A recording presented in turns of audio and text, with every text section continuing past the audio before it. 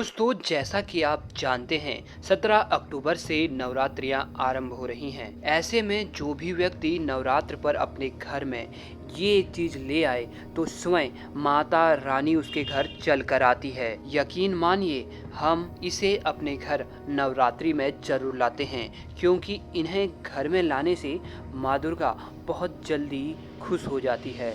और नवरात्रि की पूजा और व्रत करने वाले लोग तो इसे अपने घर पर जरूर ही लाएं।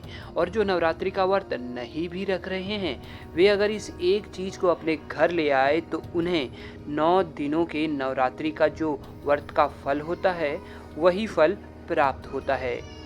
दोस्तों, सनातन धर्म में नवरात्रि का बहुत ही अधिक महत्व है, जिसका उल्लेख शास्त्रों में भी मिलता है।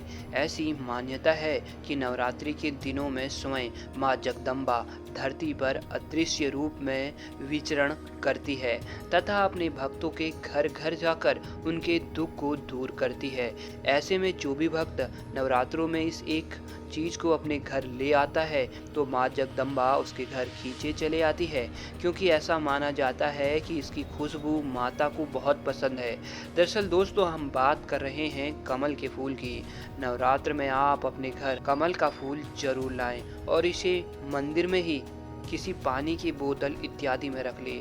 दोस्तों, नवरात्रि में घर के मंदिर में कमल के फूल को रखने से स्वयं माता लक्ष्मी भी आपसे खुश रहती हैं, क्योंकि ये त्योहार देवियों का होता है। ऐसे में इस समय कमल के फूल से माता लक्ष्मी की पूजा करने पर अन्य दिनों की अपेक्षा इन नवरात्रियों के खास दिन पर फल बहुत जल्दी देखने को मिलता है। इसके साथ ही अगर आप नवरात्रियों में 16 श्रृंगार का सामान लाते हैं तो ऐसी महिला माँ जगदम्बा के आशीर्वाद से सदैव सुहागन रहती है।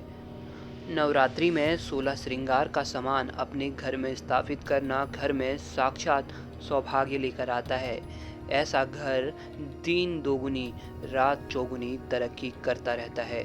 शास्त्रों में यह प्रावधान है कि नवरात्रि के समय पर घर के मंदिर में 16 श्रृंगार का सामान अति आवश्यक है।